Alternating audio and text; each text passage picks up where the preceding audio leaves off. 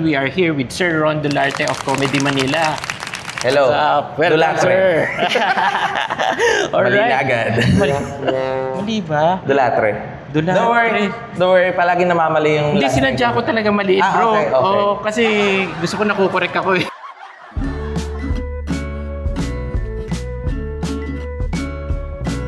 Andito tayo ngayon sa show ni Ron Dulatre, Fan Diagnosed, here at Sky Lounge. So today, matututunan natin ang ADHD at paano nagamit ang ADHD sa kalokohan niya at sa comedy niya.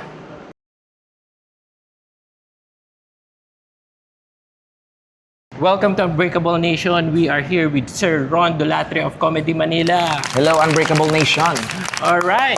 So ngayon, kaya nandito si Sir Ron kasi he is diagnosed with ADHD. I am. Pero, napakinabangan naman niya sa ginagawa niya ngayon pagko-comedy. No? So, let's learn about ADHD right now and paano to pwedeng pakinabangan, no? Pagtanda. Di ba? Pwede yun, di ba? Yes, pineperahan ko ang aking disability, which is the best use for it. Sakto. So, sir, siguro, sa mga hindi nakakalam, pwede bang paki-explain yung ADHD? Yung in your own words, baka naman i-Wikipedia mo pa yan. Okay, pero para lang may clarity, ADHD, as we all know naman, stands for Attention Deficit Hyperactive Disorder. And para sa akin, in my own experience, it's when I hyperfixate on things. Pero the opposite rin, minsan it disables me to focus on one thing, on one task. Minsan nag-multitask ako, minsan isang task lang yung kaya kong gawin. Then sa attention naman, either or rin. Minsan lahat ng attention ko na sa isang thing, then lahat ng attention ko na sa many things. So parang yung imbalance na yun of my attention span prevents me from parang doing certain tasks or being in a higher position siguro na parang kailangan very responsible ka. Pero I do try, since I've been living with it since bata ako. Pero I've recently Yun na nga yung question ko eh. Yeah. So, since bata yan. Yes. So, makulit kang bata? Oo. Sobra. I mean, nung bata ako, very makulit ako to the testament ng parents ko na wala akong I don't understand social cues. Taklesa.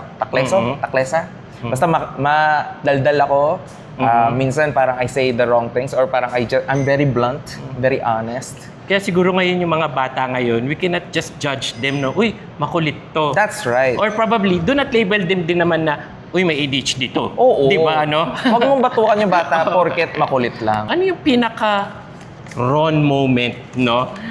When it comes to your show, nasasabihin mo na, itong mga hirit ko o galaw ko, ADHD to. Ang pinaka-Ron moment ko is, may dalawang moments na highest high and lowest low. Yung highest high ko is when I did a crowd work show. Crowd work, para sa mga hindi alam, is a stand-up comedy term kung saan I just talk to the audience. And dun ako nakakakuha ng jokes, nakakagawa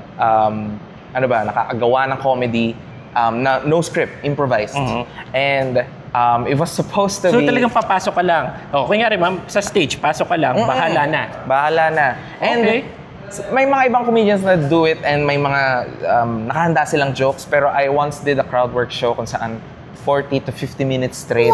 Kinausap ko lang yung audience and made jokes that way. And hindi ko plinanong gawin yun. It's just yung attention span ko went from one audience member to another and then another and then another. Hanggat sa na-derail na ako totally sa comedy ko. Pero out of it, may lumabas naman ng magandang comedic moments. So that's how ADHD look like, no? I can say. That's how I utilize it in a way that helps yung comedy ko, I guess. Okay. Meron ka ba mabibigay na kwento na kunyari, may ginagawa kang task, then may baka na palang biglang ginagawa, yung parang patalon-talon ka? Yes. Siguro masasabi ko yun sa jokes ko. Sa comedy ko pa rin. Kasi minsan I'll write a joke and then midway kapag hindi ko pa natatapos yung joke, I'll get inspired to do another one. And then habang sinusulat ko yun, I'll get inspired to do another one. Hanggat wala na ako natapos na jokes. And nahihirapan tuloy ako sa writing process ko kasi parang there are so many ideas in my head and so little time sa hyperfixation ko na halos it really derails yung writing process ko kasi hindi ko alam kung anong jokes yung uunahin ko, ano yung papaganahin ko. So, yeah. Is a stage, di ba, minsan kailangan ng timing yan. So, sabi mo nga, pasok sabay-sabay yung idea. So, paano nagkakasundo yung mga ideas yun? Timing. Yung logical steps of comedy, yung lists ko, yung set list ko, which is yung sets of my jokes, kailangan lang listahan siya sa utak ko. Doon ako nahihirapan. But yung timing, yung pagiging funny or like yung instinct of comedy, nandun na sa akin. Parang inherent na sa akin yun and I've learned that through the years. I don't think may kinalaman yung ADHD ko one bit sa aking comedy timing or sa instinct ko of comedy. Parang kapag alam ko hindi gumagana yung set, I can veer right, I can veer left. I see, okay. You know, parang kasi may mga ibang comedians na kapag hindi na gumagana yung jokes or yung set nila, they just power through it. Parang tatapusin na lang nila. Parang matapos ko lang to, okay na ako. Alam ko hindi ako nakakuha ng tawa. Pero I can improvise. I just, as I said, I'm a crowd work comedian. I'm able to improvise. I'm quick on my feet sa pag-change ng sets ko. And ang naging problema ko na lang dyan is, as I said, I do have ADHD, but I also have anxiety. So, kapag hindi ako nakapag-isip ng mabilis, medyo nasa-stuck ako or like I freeze in the moment. Nag-overthink ka na siguro. Nag-overthink diba? ako.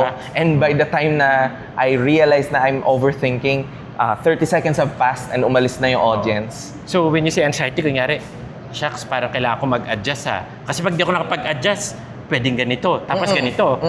Tapos paano kaya yan? Paano yun sa next show ko? Pagka ito yung reaction, ganun bang ka-advance? Hindi. Lucky enough, yung anxiety ko can be covered with, again, yung skill ko of crowd working.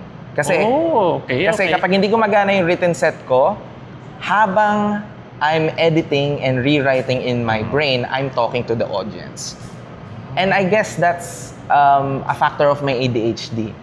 Doon lumalabas yung pagiging multitasker ko. Na parang habang kinakausap kita, I'm already setting up yung edited version ng set ko sa utak ko to get this show to a point na I want na. Parang it's not working, okay, I'm gonna adjust. Pero while I adjust, parang hindi naman like nakatunga nga lang ako, I'll talk to the audience. Ano yung feeling mong pinakamalaking assumption ng mga tao when it comes to ADHD? May napanood akong TikTok dati. Nakasulat parang something to the effect of seeing my ADHD in real time. Ganun. Tapos may babae na parang tumitingin siya dun sa isang thing, tapos biglang gaganon siya. Gaganon siya. And she's just acting na parang na-distract siya for one thing. Hindi ganun ADHD, sobrang hindi.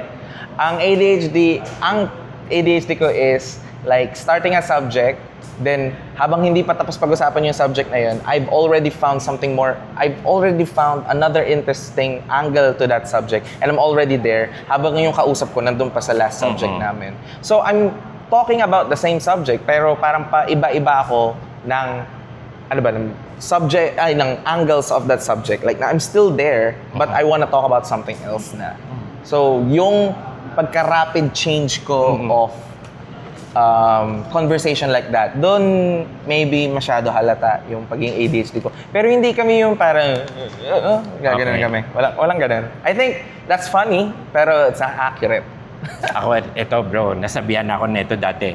So, growing up or when you were a kid or probably habang nag-aaral ka, may nagsabi na ba sa'yong, Ron, kulang ka lang sa focus or try harder? No, pero natanong na ako like, Ron, may Tourette's ka ba? Meron. And pero slight lang.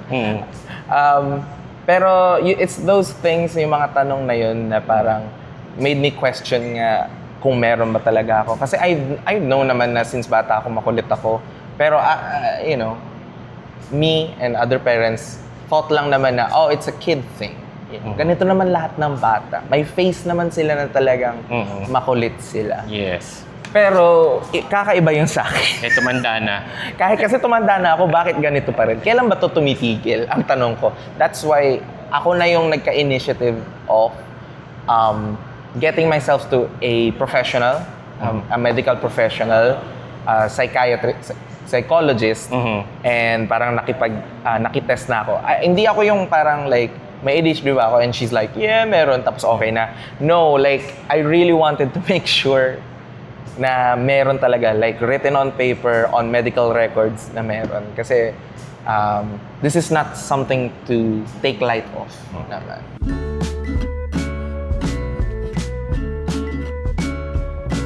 Kung ang utak mo may notification sound, ilang apps yung nagpa-pop up at the same time? Nag-shutdown na siya.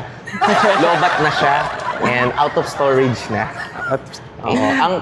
Kung ang utak ko ay kung ang utak ko ay phone, it's a Galaxy Y 2008. Yun ba yun? Oo, pwede. Sige. 2012. Okay. May pause button ba yung thoughts mo? Pag tulog ako or kung knocked out ako. That's why I use meds. Pero use meds on your own moderation. Like, kayo ang mag-control kung gaano kayo ka-medicated dapat. Kasi I've had moments na, hindi pala ito masaya. So I stopped and then I go and then I stop. Kung ano lang yung nafe-feel ko. Okay. If your mind is a Netflix show, ano ang title at bakit? Stranger Things. Kasi ang mga thoughts ko is about Stranger Things. Puro si Millie Bobby Brown. Hindi. It's just parang it's messy and hindi siya naka-properly filed, pero it's my thoughts and I love them parang.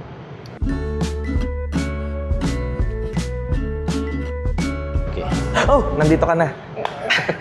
So, what was the hardest part of accepting ADHD in your life? Or is it hard at all? Hindi. Ang hard part sa akin is to accept na wala akong ADHD. Yun yung hindi ko ma-accept. Nung hindi ko pa alam, hindi pa ako diagnosed.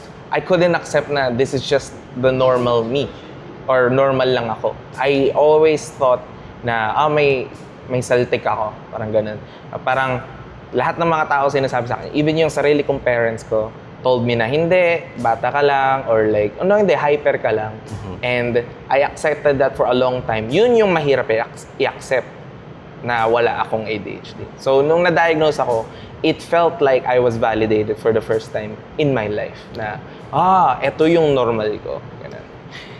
And what changed when you started understanding your ADHD better? Mas na-control ko na siya, o mas nakakambyo ko na siya.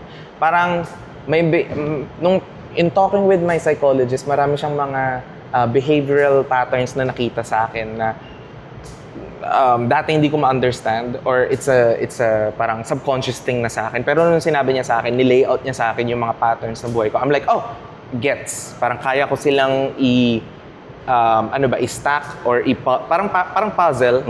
Alam mo yun?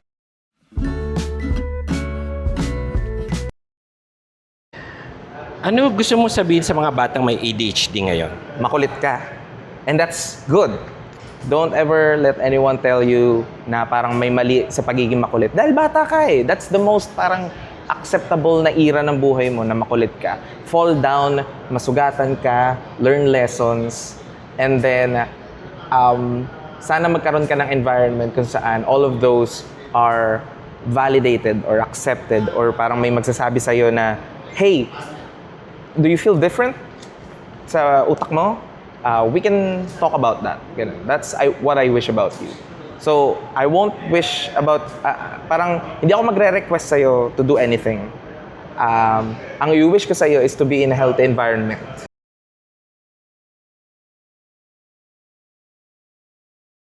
So, sana may natutunan kayo about ADHD. And sometimes we have to look at it as a creative way of expressing yourself instead of tignan sila as sabugang utak. So thank you and stay tuned for other episodes of Unbreakable Nation.